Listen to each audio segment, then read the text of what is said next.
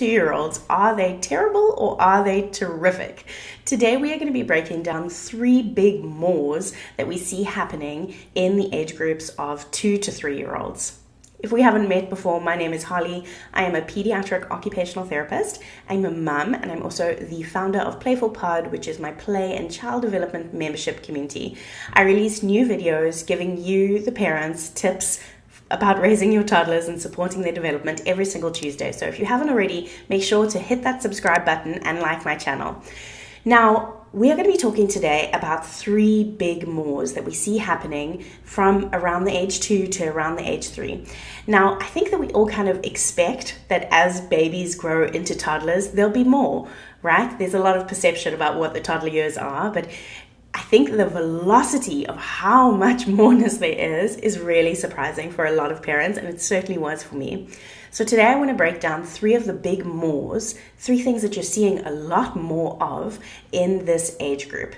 Now, if you're wanting to really look more in detail about your toddler's milestones for development, you can check out the link that is linked below in the description box, and that will give you access to my free milestone development charts, and that basically walks you through from age 1 until age 4, each area of child development and what we can expect to be seeing in those age groups.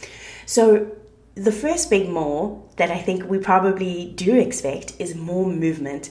Wow, 2-year-olds like to move, from running to climbing upstairs to throwing balls or embracing the Montessori concept of maximum effort and carrying their steps around and chairs around. Toddlers really are moving a lot more in this age group, and we want to really embrace that movement. We know that children in this group need 3 hours of movement a day, and we want to try and get them also moving in different ways. We want to add variety to that movement. So yes, let them carry those things, let them try, let them throw balls, let them go running. Make sure that you find a safe space, because we're going to be talking about the more of behavior a little bit later, but we don't want our toddlers running into roads. So find an open space and let them do all of that movement. We also want to be extending that into their play. So at this age, we are wanting to see them starting to draw. Yes, scribbles are fantastic. We call this mark making, and it is the foundation for writing. So definitely allow that to happen. Just make sure it's on paper and not your walls. And we also want to see them starting to build more dynamic things with their blocks or their magnetiles or their Legos or Duplos. We also see them even beginning to use scissors by the time they are reaching age 3. So we want to really encourage that more of movement. And just a little tip here, sometimes we focus really deep on the behavior of these little years. That's why people call it the terrible 2s. But if we really break down that they need to be moving more, we actually see a much I don't want to say less behavior, because every child is different, but their bodies are more in tune to their body's needs, which makes them happier and healthier, and everything just flows a little bit easier and smoother. The second big more that we see happening in this age group is that our children begin using more symbols and concepts.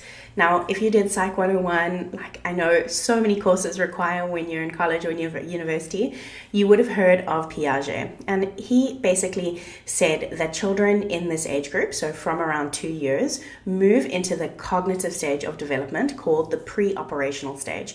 And what happens in this stage is that children begin to use symbols to represent things. And of course, this is huge within language, because we're using the words that we say to symbolize something else, and that is how we communicate. And of course, in this age group, we also see our children's language really exploding. They move from those maybe short phrases, 2 to 3 word phrases, to starting to speak in more complex sentences. And the amount of words that they can speak obviously really expands in this age group. We also see this happening inside of play. So children are able to play more imaginary games, or at least do more like storytelling within their games. They are also more able to play independently. This is something I see a lot with families, that when our children reach, if we've set up really good foundations for independent play, when they reach that 2-year-old mark, that independent play just really, really grows, which is so great for our children and great for us as well. And they also start using these like symbols and concepts in the way that they understand the world. So you'll see when they're reaching around 2 years old, they're starting to slowly understand things like just now or in a few minutes. They're also understanding the difference between I have one or I have two. And they are also developing some basic concepts there. So we do see that children in this age group are starting to match colors, and they're also starting to follow more complex instructions. So perhaps before you would be able to tell your 1-year-old, bring the ball, but now, and they would, do it, but now as a 2-year-old, or as they approach their 3rd birthday, they're more able to do things like, say you tell them, bring me a ball and throw it to me. So it's a little bit more complex in the what you're presenting. So that is the second big more. And the third big more that we see, and this is probably what 2-year-olds are notorious for, is more me. Right? We often see this and we think like, oh, they're just being difficult. But this is actually really a critical piece of your child's development, their development of autonomy. So Erik Erikson, who basically has a theory of child development, which is around their psychosocial development, he says that in this age group, children move into the phase or stage, which is called autonomy versus shame and doubt. Now, these are big words, right? We like to throw these words around a lot, shame and doubt. But basically, what is your child doing in terms of their development? They are learning to differentiate themselves from you.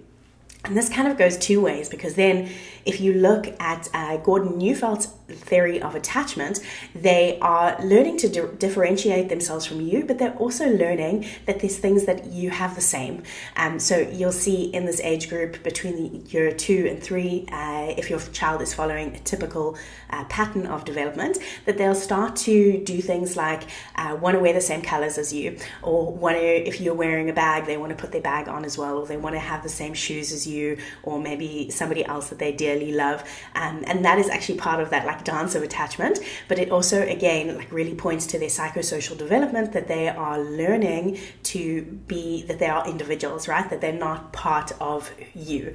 And that is really, really important for them to be able to grow eventually to being independent adults. I think we all know people in our lives that they struggle to really see themselves as individuals, and that can really be difficult in life.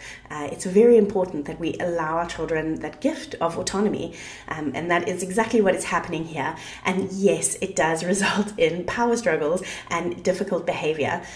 So I want to share a theory or like an image that actually comes from Dr. Hallowell, and he really focuses on ADHD, but I think that this really well represents what happens in terms of a child's development at this age. So he basically talks about the Ferrari brain, that brain that just is like ready to go, and it has got like a lot of horsepower behind it, with the brakes of a bicycle. These two don't fit, right? And it's obviously this theory was built around ADHD, but it well describes toddlers, because they have energy and enthusiasm and curiosity and just a mind to explore their world. They are, as Maria Montessori calls it, they are absorbent. They are really ready and geared towards learning. But they don't have the actual ability, and I just want to point this out, this is actual ability. We're actually talking about the structures of their brain. We're not talking about their choice of behavior, and we're not talking about them being a bad person. I know, I've been there before as well, where your child does something and you're like, oh my goodness, I'm doing a mistake. Like they hit someone and it's so terrible. And if that's you, we are going to be really diving more deeply into hitting next week. So make sure to subscribe, and then you'll be able to see that video as well. But just realize that impulse control, that ability to stop or brake, is like a bicycle, even less than a bicycle really in the toddler years. It's something that they just don't have. So while they really, really want to be autonomous, We do need to be able to provide an environment that we can stop them because they don't have that break by themselves without giving them shame and without putting them in doubt of their abilities. That is not an easy dance, but it is the one that we do as toddler parents. So I hope that today's information has been helpful for you in terms of just understanding a bit better the moreness that comes with 2-year-olds. Again, those developmental milestone charts are below, so go ahead and check them out. And if you have any questions about your 2-year-old's development or something that you're seeing that you're like, is that supposed to be like that? Is that different? Pop that in the description box and I'll be sure to include it in one of our upcoming videos. Now, I will see you next week in the hitting video.